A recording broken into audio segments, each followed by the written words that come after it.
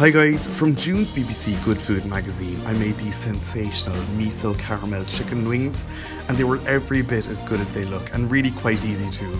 You will have to go and make some caramel, which scares a lot of people, but it's just a small amount, so don't worry about it. You'll need about 1 kilogram of chicken wings, so just set them aside while you take a small bowl and mix together 2 tablespoons of vegetable oil, I'm using rapeseed oil here, and about 2 tablespoons of this miso paste. This jar is 100 grams, so I'm just going to use half of it here. Now mix these together until the oil is incorporated into the paste. Miso is a really salty Japanese paste that tastes a lot like soy sauce because they're actually made together from salted soybeans.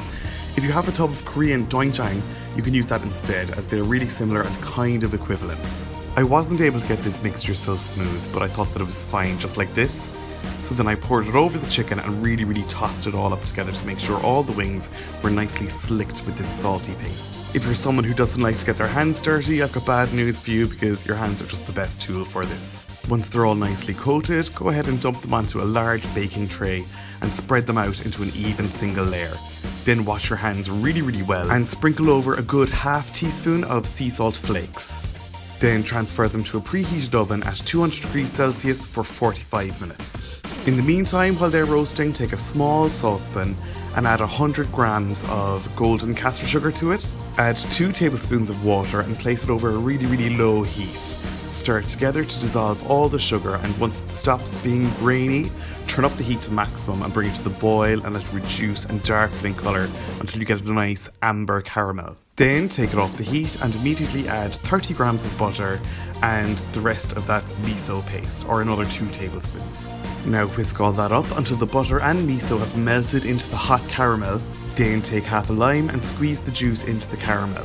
And for God's sake, you can do it in a safer way than I'm doing. I just like to live on the edge. Now whisk in all that juice until it's really nice and smooth, and then just set it aside until the chicken comes out of the oven. After 45 minutes, the chicken will be practically cooked and really nice and golden and just delicious. You could actually eat them just like this, but instead, push them all into the centre and pour over the caramel, brushing it into each wing. Then scatter over about 1 tablespoon of sesame seeds and return the chicken to the oven for another 5 minutes. 5 minutes later, take them out and transfer them to a serving dish or a chopping board and allow them to cool before you handle them. They'll be really hot. Then just tuck in and enjoy. These are so sweet and sticky and salty and full of umami. They're just delicious. And this is a fantastic recipe for showcasing what is essentially a really cheap meat. Thanks so much for watching, guys. I hope you liked this recipe and will give it a go yourself. If you enjoyed the video, be sure to hit the like and subscribe buttons below.